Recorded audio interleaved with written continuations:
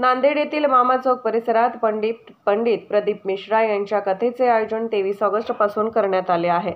महाराष्ट्रासह इतर राज्यातून 1 लाखापेक्षा अधिक भाविक ही कथा ऐकण्यासाठी आले होते, तर यातील 10,000वर भाविक मंडपात रात्री मुक्कामी होते।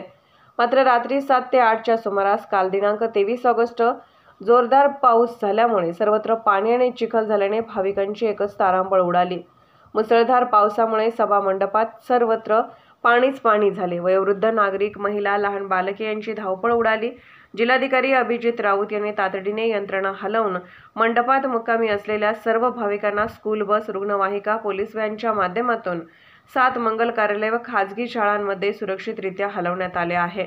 नांदेड जिल्ह्यात हवामान खात्याने दिलेल्या येलो अलर्टनुसार पुढील 2 ते 3 दिवस ही शिवपुराण कथा ऑनलाईन पद्धतीने होणार आहे। पावसाचा जोर कमी झाल्यानंतर पुढील निर्णय घेण्यात येईल अशी माहिती जिल्हाधिकारी अभिजित राऊत यांनी दिली आहे।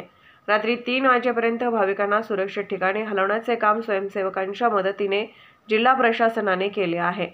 लोकनायक न्यूज करिता मनोज मनपुर्वे, नांदेड।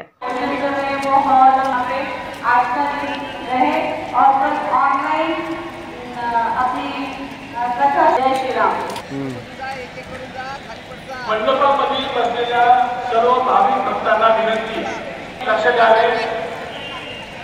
मंडप आता 3 दिवस आपल्याकडे कथा होणार नाही।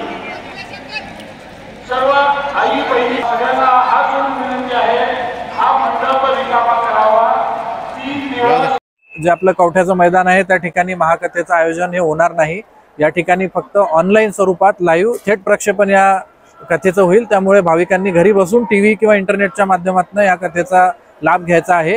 या ठिकाणी कोणालाही प्रवेश नसेल, कारण या ठिकाणचं जे ग्राउंड आहे आपण बघू शकता की चिखल आणि पाण्यामुळे इथं प्रचंड गैरसोय झालेली आहे। इथं बसणं आणि कुठल्याही प्रकारचा कार्यक्रम घेणं आता शक्य नाही।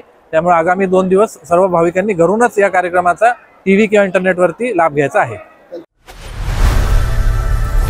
लोकनायक न्यूज